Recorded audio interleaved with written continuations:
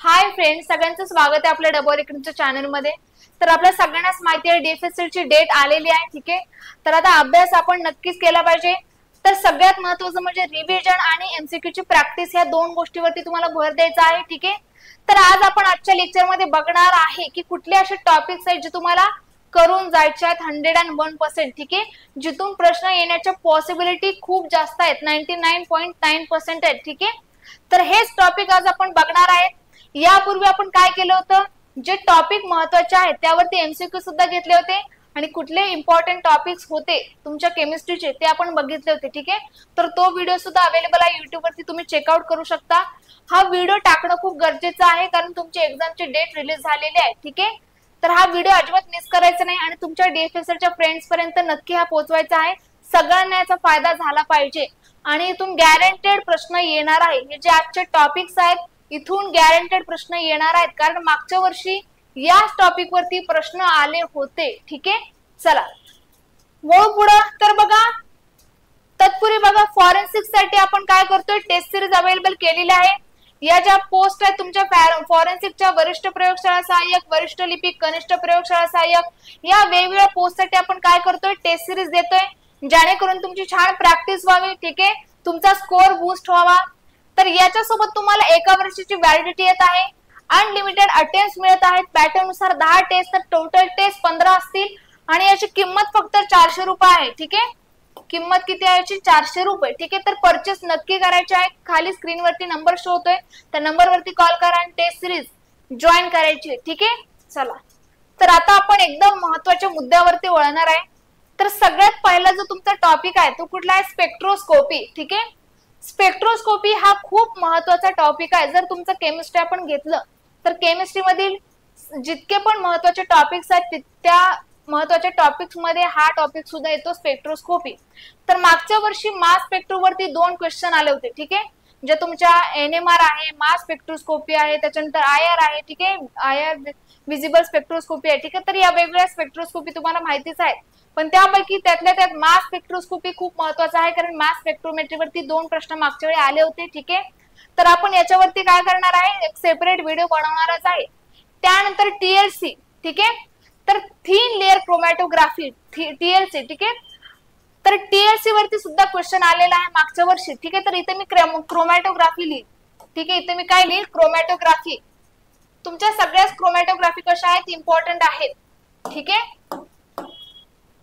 Chromatography,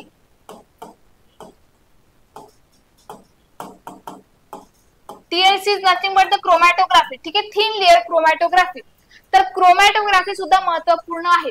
column chromatography झालं, TLC म्हणजे thin layer chromatography झालं, पेपर क्रोमॅटोग्राफी झालं, या वेगवेगळ्या क्रोमॅटोग्राफी आपण बघितलेला आहे। टीएलसी वरती म्हणजे आपलं जे क्रोमॅटोग्राफीचं सेपरेट लेक्चर सुद्धा अवेलेबल आहे, ठीक आहे। तर त्यातल्या त्यात टीएलसी हे महत्त्वपूर्ण आहे, कारण टीएलसी वरती आलं होतं आणि तुमच्या कॉलम वरती सुद्धा प्रश्न आला होता, जो 2018चा पेपर झाला होता तो, ठीक आहे।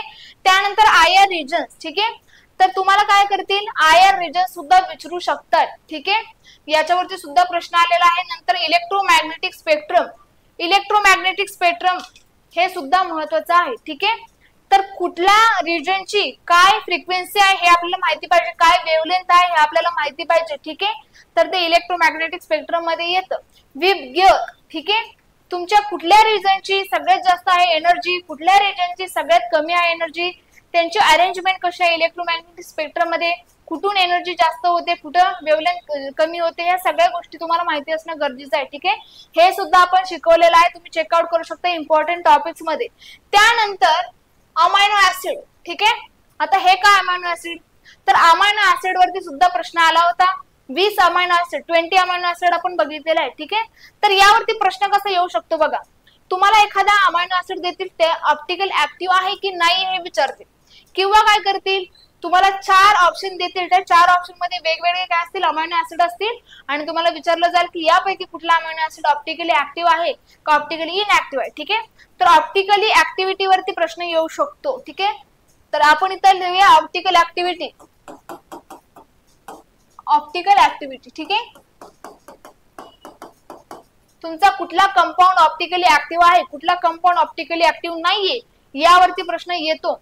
अमायनो ऍसिड वरती लास्ट टाइम क्वेश्चन आला होता, 4 अमायनो ऍसिड दिले होते ऑप्शन मध्ये, त्यापैकी कुठला ऑप्टिकली ऍक्टिव्ह आहे हे विचारलं होतं. ठीक आहे. नंतर डीएनए आणि आरएनए. ठीक आहे. तर डीएनए मध्ये तुमचं सगळंच येतं. ठीक आहे.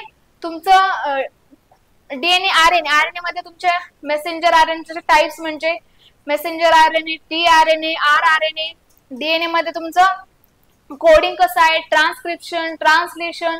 ठीक आहे. न्यूक्लियोटाइड, न्यूक्लियोसाइड ह्या वेगवेगळ्या टर्म ज्या आहेत त्या तुमच्या सगळ्या याच्यामध्ये येतात. ठीक आहे. तर डीएनए आणि आरएनए मी असं एक टॉपिकच टाकलं याच्यामध्ये. ठीक आहे. तर मागच्या वेळी प्रश्न आला होता, तुम्हाला न्यूक्लियोटाइडचं कंपोजिशन विचारलं होतं. ठीक आहे.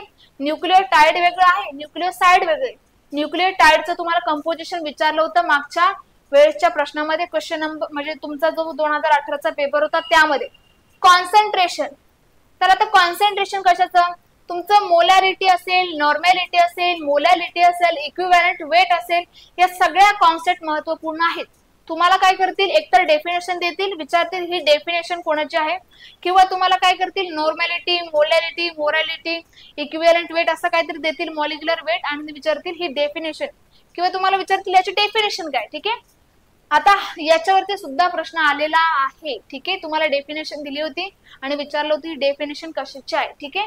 तर तुम्हाला नॉर्मॅलिटी, मोलॅरिटी काढण्यासाठी सुद्धा येऊ शकतं, कसं कॅल्क्युलेट करायचं आपण हे सांगितलेलं आहे. जेव्हा इम्पॉर्टंट टॉपिकचं लेक्चर घेतलं होतं तेव्हा हे त्याच्यामध्ये इन्क्लूड करण्यात आलेलं आहे. यांचं कॅल्क्युलेशन सुद्धा तुम्हाला यायला पाहिजे, कसं काढायचं नॉर्मॅलिटी, मोलॅरिटी हे सुद्धा. ठीक आहे. नंतर बघा क्वांटिटेटिव्ह मेथड्स, म्हणजे हे तुमचा अनालिटिकलचा पार्ट आला. ठीक आहे. ज्याच्यामध्ये वेगवेगळ्या मेथड्स आल्या. मागच्या वेळी एक प्रश्न आला होता 2018च्या पेपर मध्ये, पोलॅरोमेट्री. ठीक आहे. तर ते हे नाहीये, ते अनालिटिकलचं पार्ट आहे. तसंच वोल्हार्ड मेथड आलं होतं. ठीक आहे. त्यानंतर तुमचं फजान्स मेथड, मोअर्स मेथड, ह्या काय आहेत याच्यावरती प्रश्न आला होता. ठीक आहे. याच्यावरती सुद्धा प्रश्न आला होता. या मेथड्स आपण घेतलेल्या आहेत. ठीक आहे. तर क्वांटिटेटिव्ह मेथड्स तर लक्षामध्ये ठेवा. तर हे सगळे 8 टॉपिक महत्वपूर्ण आहेत. या सगळ्यांमधून प्रश्न आले होते. ठीक आहे. लक्षामध्ये ठेवा, हे टॉपिक तुम्हाला नक्की 100% करून जायचे आहेत. यावरती जर प्रश्न आला तर तुमचा प्रश्न चुकता कामा नये, किंवा असं होऊ नये की तुम्हाला यावरती आलाय प्रश्न सोडवता आला नाही, दॅट इज बॅड. खूप चुकीचं होऊन जाईल, खूप म्हणजे परिस्थिती वाईट होऊन जाईल. ठीक आहे. तर हे 8 टॉपिक नक्की करायचे. आपले एमसीक्यू तर आहेत, आपण एमसीक्यूचे लेक्चर नक्कीच घेणार आहे या इम्पॉर्टंट टॉपिक्स वरती, जेणेकरून काय जर तुम्हाला त्यातील प्रश्न आला तर तुम्ही वेळ न दवडता लगेचच चटकन उत्तर टिक मार्क करून मार्क्स मिळवू शकता. ठीक आहे. तर बघा, आपण प्रयोगशाळा सहाय्यकची 2024 साठी बॅच लॉन्च करतोय. यामध्ये फक्त तांत्रिक विषय आपण इन्क्लूड केलेले आहेत.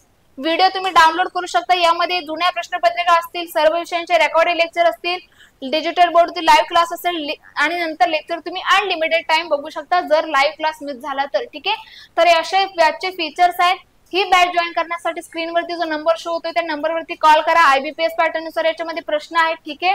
सगळं सिस्टमॅटिक फॉर्मॅट मध्ये तुम्हाला मिळून जाणार आहे. तर आज आपण इथंच थांबतोय. हा व्हिडिओ जास्तीत जास्त लोकांपर्यंत पोहोचवा, जास्तीत जास्त लोकांना याचा फायदा होऊ द्या. ठीक आहे. कारण हा जो व्हिडिओ आहे तो खूप इम्पॉर्टंट आहे DFSL वाल्या लोकांसाठी. ठीक आहे. आजसाठी आपण इथंच थांबतोय. जर हा व्हिडिओ आवडला असेल तर नक्की लाईक करून जायचा आहे, कारण 100% गॅरंटेड हा व्हिडिओ तुमच्यासाठी हेल्पफुल ठरणार आहे. ठीक आहे. थँक्यू. बाय.